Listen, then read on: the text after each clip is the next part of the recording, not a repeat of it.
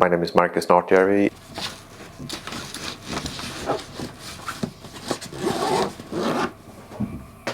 I'm a photographer based in the north of Sweden. I used to be a professional photographer. I used to work at a newspaper. I had left that path. I had gone into academia. It was the sort of tail end of the lockdown period of the pandemic, and I wanted to get back into photography and do something creative. Being able to just have some part of joy in my day.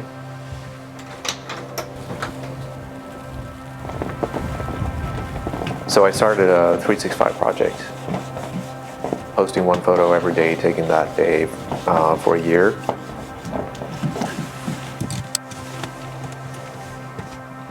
Just wanting to find the routine. I'm very much about finding patterns in my life that becomes part of my day. So I wanted to have that as a part of my day every day. There wasn't anything else to it. It was just going out there.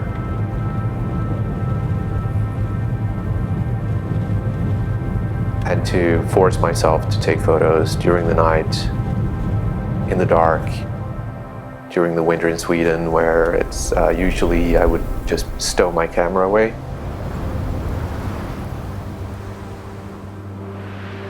Out of that 365 project, something began happening.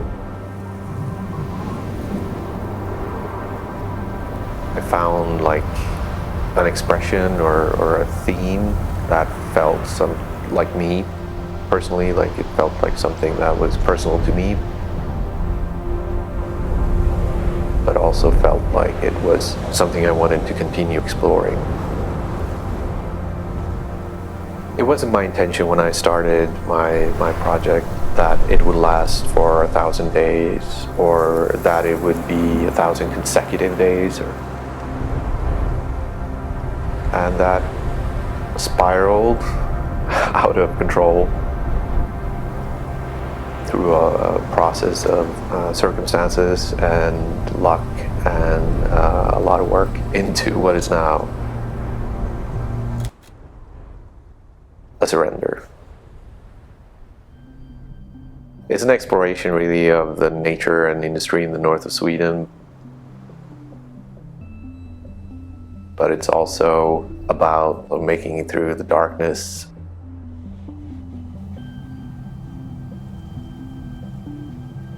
Doing the thing you love on a daily basis until something good comes out of it. In the north of Sweden we have a very, very long winter. It's very dark for large portions of the year. You don't see the sun, more or less. And then you have a very short but intense summer, which is daylight pretty much all time. People are very intensely focused on those summer months. You're supposed to do everything. Paint your house, remodel your yard, do all the things you love, be on the beach, eat dinners outside. And then winter comes. You are hibernating. You're going into like the sofa, and you come out again fresh and rested after 8 months of winter.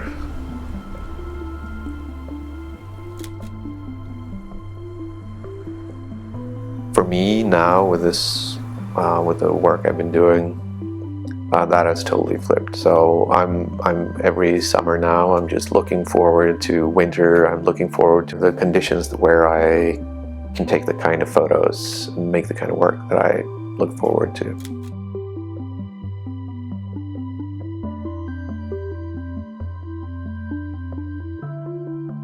It's a long year waiting for that. The summer is far too long.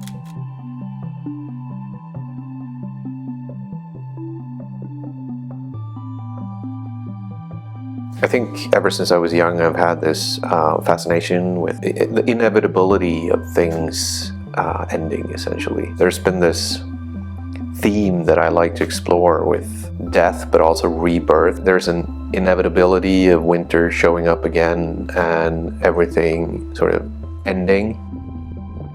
Because we all know it's going to happen. We all know what's coming for us at the end. But we pretend like there's going to be endless summer. We pretend like there's always going to be something, that this thing we're living through is forever. There's a strong notion that this is best dealt with by ignoring it. That would allow us to postpone something. There's a beauty in acknowledging this inevitability of the end of things.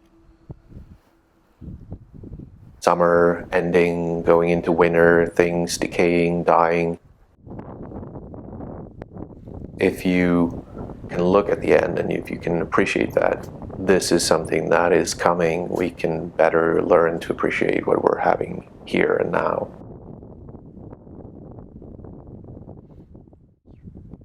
And sort of surrendering to that is a way of enjoying the present.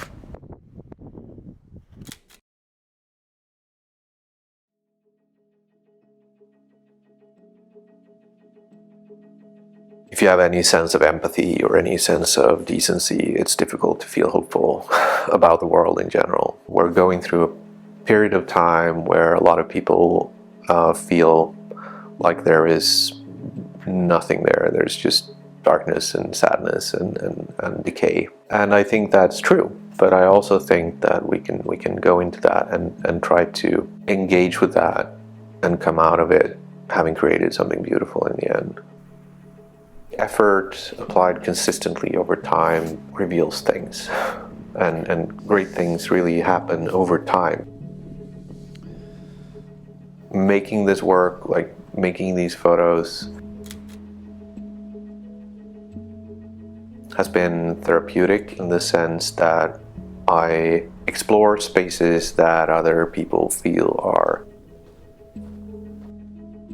uninteresting, ugly, or depressing, but I try to create something that I find beautiful out of it.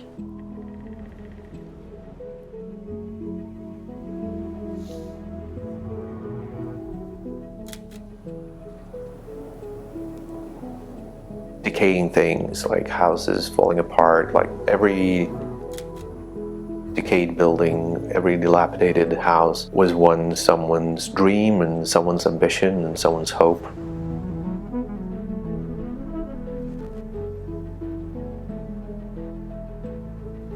For a time there, it might have been beautiful, it might have contained a lot of joy.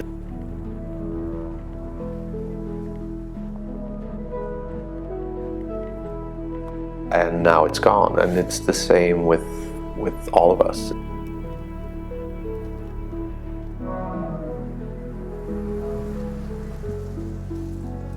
Despite the dark and depressing and perhaps not hopeful imagery that I capture, there's also something on the other side. There's something that can be gained from just surrendering to it.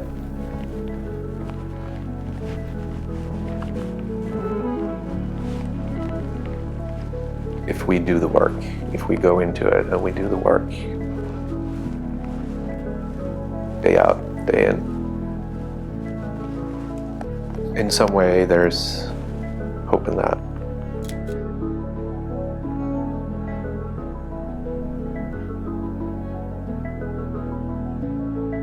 I've always taken a very great pleasure in tangible things, like the tangibility of a printed photo, of a physical book, just being able to touch it, right? And have it in your hands and look at it and flip through it. As soon as I saw that there was something that I had that had been built that could be something bigger than just this project of mine, the idea of a book was the first thing that came to me, because I love photo books. I love looking through them. I love just being able to return to them over and over again. Also, in this time we live in, the actual existence of a physical record that doesn't just go away when someone press a button somewhere. The fact that there might be existing somewhere on a bookshelf a record of this thing, this project, feels precious.